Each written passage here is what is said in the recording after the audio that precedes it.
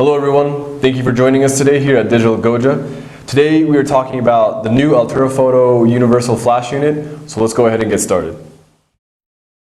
The Altura Photo Universal Flash Unit comes with its own built-in wide-angle diffuser and reflector panel. Aside from this, we have a convenient flash stand, as well as a very nice carrying pouch with drawstrings. So let's go ahead and dive into the characteristics of the flash itself. Okay, so first things first, on the side of the flash unit we'll find the battery compartment. Here you'll need to put in 4 AA batteries in order for the flash unit to properly work. On the other side we have a PC cable input where you can attach the flash unit directly into the camera without having to mount it onto the hot shoe.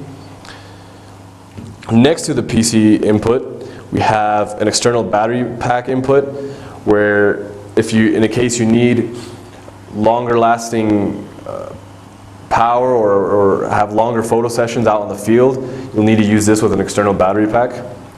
So now let's go ahead and talk about the actual functionality of the flash itself.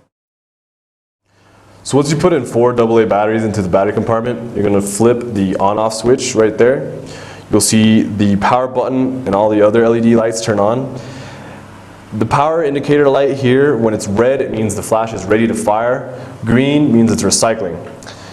So here we have a few different buttons we can play with. First I'm going to talk about the test button, which is pretty straightforward. It just manually fires the flash, whether to test to see if it's working or to test if your settings are to your liking. So we're going to go ahead and show you how that works. There we go, we just fired it manually. Now I'm going to talk about the different modes between manual, slave 1, and slave 2.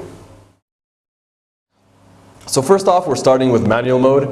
In this mode, your flash is going to interact with your camera's shutter controls.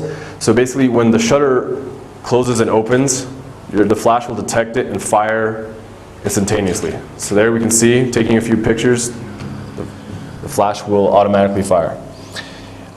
Here we can change the intensity of the flash simply using the plus and minus signs. So now let's move on to the slave 1 and slave 2 mode. So next up we have slave 1 and slave 2. I bunched these two modes together because they're pretty similar. They're better suited for external flash purposes. What you'll end up doing is you'll have a master flash, whether it be your built-in camera or another hot shoe mounted flash. And what the slave flashes will do is they'll use their wireless trigger sensor in the front to detect the pre-flash from the master and then in turn fire themselves, making the slave modes are perfect for dynamic lighting scenes. Now the difference between slave 1 and slave 2 is that slave 1 it interacts better when your master flash is set to manual mode, and slave 2 when your master flash is set to TTL mode. And again, like manual mode, you can simply change the flash intensity using these buttons. Well, that's it for today. I hope you found this video extremely helpful, but in case you have any comments, questions, or tips, leave them in the comment box below. And if you enjoyed this video or any of our other videos, don't forget to subscribe. Thank you, and see you next time.